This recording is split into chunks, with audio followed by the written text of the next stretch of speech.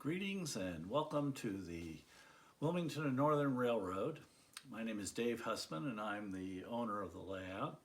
I'm in the construction phase of my last piece of the railroad, the French Creek branch. So I thought I would give a little bit of a update on what was going on with the French Creek branch. First, we'll take a little bit of a tour to see where the French Creek branch goes and what it does.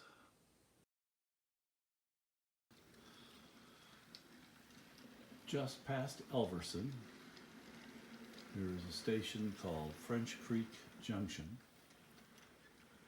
French Creek Junction is where the French Creek branch breaks off from the main line. There is a small yard for setouts and a Y that leads to the French Creek branch.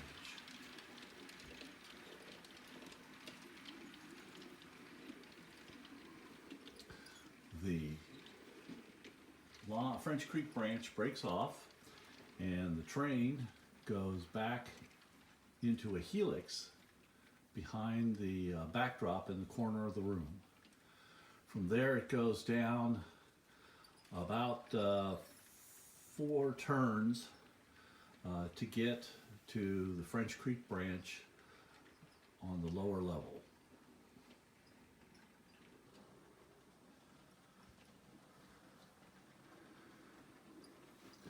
After completing its trip through the helix, it emerges on the lower level on the shadow box area and goes around the end of the peninsula through a small siding at Trithol. I added Trithol as a siding to give me a meeting point in case I needed to meet a passenger train and the local that serves the French Creek branch. The current French Creek branch ends just past the siding at Trithol. The rest of it is under construction. Past Trithol is a switch that'll be modeled as an abandoned spur. That actually leads to a reversing track that I use for staging trains between sessions. So it will not be used in an operating session. But the French Creek branch continues through Warwick, and there'll be a station and a team track there, and then continues down to the end of the peninsula. At the end of the aisle, there is a turntable. The actual French Creek branch had a Y there. However, I did not have room for a Y, so I'm going to use a turntable. That's where they turned the engines of the trains that went down the French Creek branch. There'll be a bridge over the French Creek itself, and then we'll enter the borough of St. Peter's.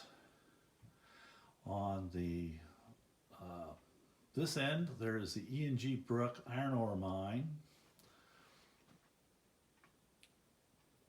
There'll be a creamery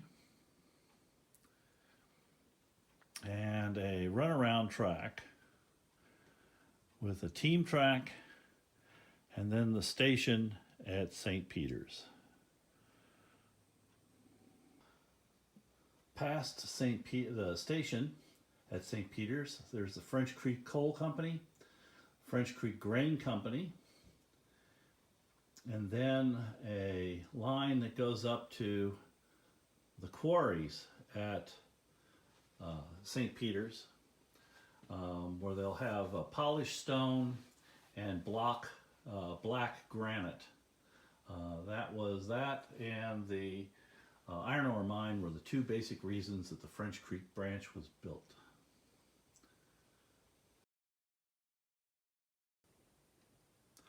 The roadbed of the French Creek branch is a sandwich of 1/2-inch plywood and 1/2-inch homosote. I cut it out with a utility knife, a box cutter, and that cuts down on the amount of dust, and that makes it a very clean, so I can do it inside without having to worry about that. And then as cut the shape, I use drywall screws as clamps to attach the homosote to the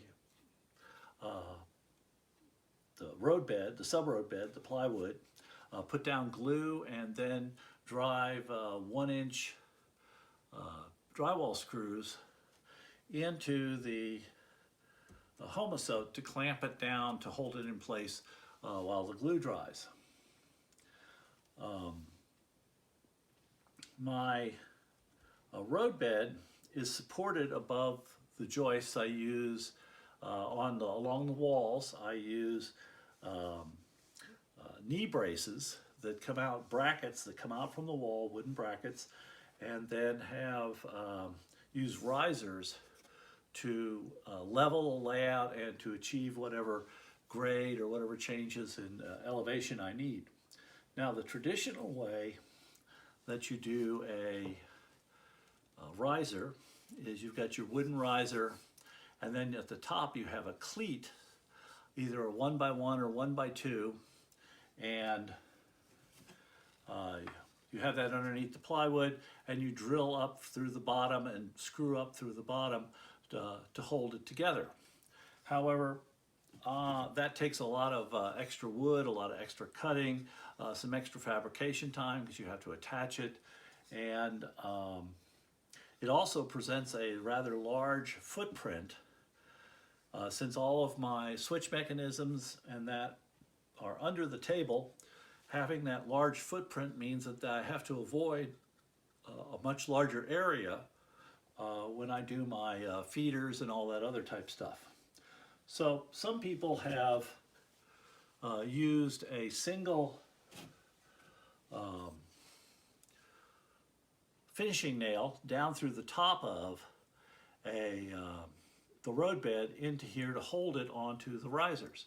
And I thought, well, if you can use a single nail to hold it, you only need one point of contact. So what I came up with is I'm using these little metal 3/4 inch or 1-inch angle irons, and I screw that onto the riser, and then when I put it in place underneath the plywood, I just put in one screw through that, and it holds the clamps it and holds the plywood to the top of the riser. Much less of a footprint, a lot easier to do, and a lot easier to fabricate. So that's how I do my risers. That's a little bit different than what I've seen with most people. Once I get the track in place, I put in some temporary roughed in scenery to make it easier, so that after I get the track, I hand lay my track, get the track in, I don't have to worry about getting a lot of the really rough scenery. I can just do the finished scenery, and it's a lot less intrusive on the hand laid track. I use a ground goop, which is a 50-50 mixture of vermiculite and cellular clay. Use half of that. I use a dab of the ground colored, dirt colored latex paint in there, and then about 1.5 to 2 parts water. Mix that up and make it a nice mushy clay-like substance that I can trowel on to here and put in some slopes and put in some roughed in scenery. I've got pieces of foam, 1/2-inch foam in this case, that are where I'm going to have buildings and to fill in the holes, so it gives the the tabletop, the benchwork, some sort of solidity. And then after that's dry for about a week or so, all the ground goop, I then come back and paint it with a nice dirt color to give it a little more finished look.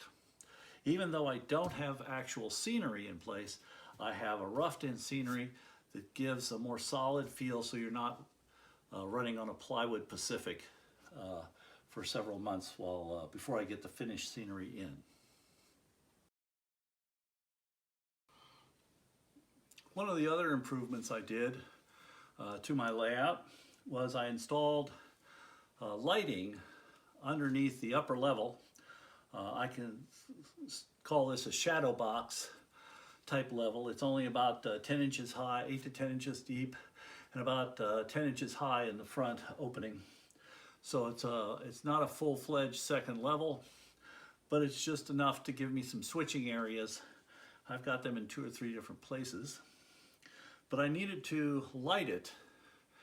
And so what I did was I used this LED tape light to light my layout, and it comes with a reel of LEDs on an adhesive backed strip that you can put underneath there, and it's got its own little power supply,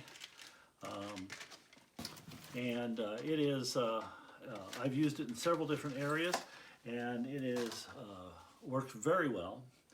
But I needed some way to suspend it above this. And the ideal would be some sort of like an L girder or something like that. So I went out and I found a product. It's called fiberglass reinforced or fiber reinforced plastic outside corner. And it is used for like tub surrounds and that kind of thing, and paneling that you can slip the paneling in this slot here and mount it on the corner. So basically what it forms is an L angle, and it's fairly cheap, a couple bucks for an 8-foot long piece. So what I would do is I would take this and then using a razor saw cut notches on it so that it would fit around the joists and fit over the joists on the bottom, and then use a staple gun and just come up from the bottom and staple it into the joist. Because it has the L shape, that means that it's very rigid between the joists and can support the weight of the nominal weight of the LED strip, and it's got a nice flat smooth surface that makes it very easy to stick the tape on. And so I have gone around and I have put these LED lights along the entire underside using that outside corner material. Very cheap, very quick to do.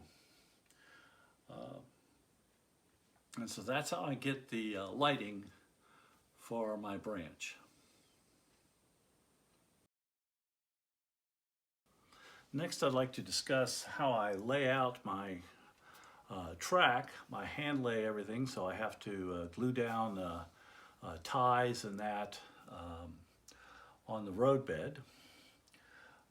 So I use a variety of 1/8 inch masonite curve templates to lay out the curves, and then I have a 4-foot rule and these see-through rulers for laying out the straights, and I draw out kind of where I want my center lines to be. I've also printed out a bunch of these switch templates on paper to HO scale. Pico has switch templates that you can download. There's several different of the track material suppliers that have downloadable templates.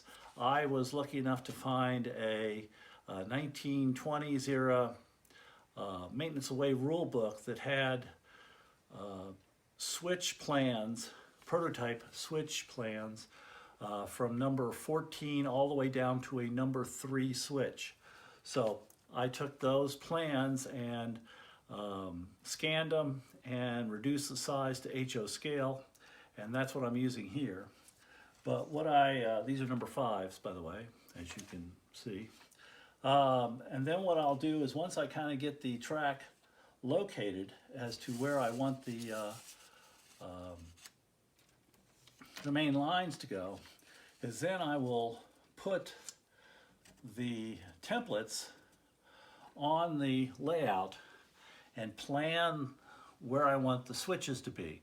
And since I have the full scale templates, I can move them around and adjust them to however I want. For example, if I have this crossover, if I had this crossover here, something like that, that wouldn't necessarily be a good idea because I use under the track mechanisms to control my switches. Well, right here, there's a joist and risers that are right underneath this location. So that would interfere with my switch mechanisms. So I know that I need to move my switch up a ways.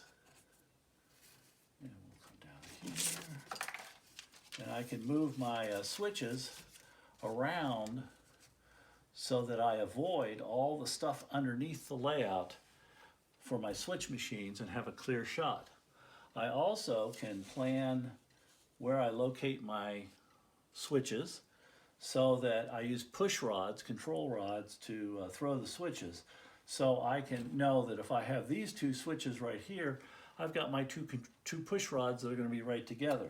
So I know if I shift this one a few inches, I now have a much better positioning for my switch rods. So I use these switch templates to fine-tune the track plan and figure out exactly where I want everything to go.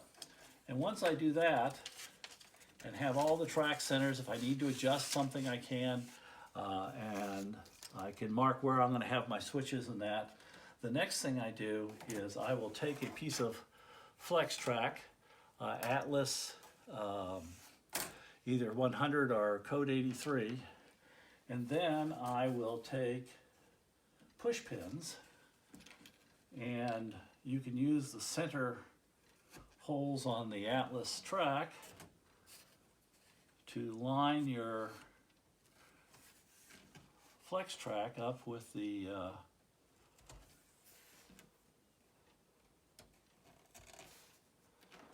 center lines. When you do that, now I have where this track is going to be, and I can sight down it to make sure that I have the position properly to be straight. And then what I'll do is I'll take a pencil and I will draw along the ties on the flex track.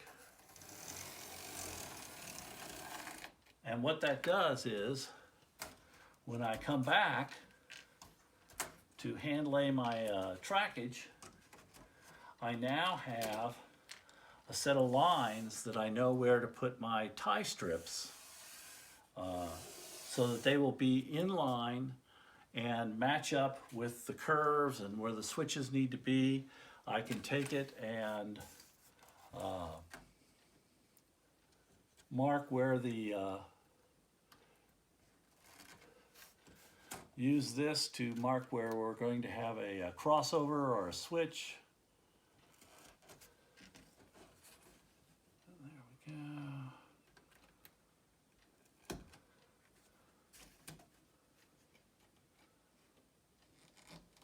And so that way I know where I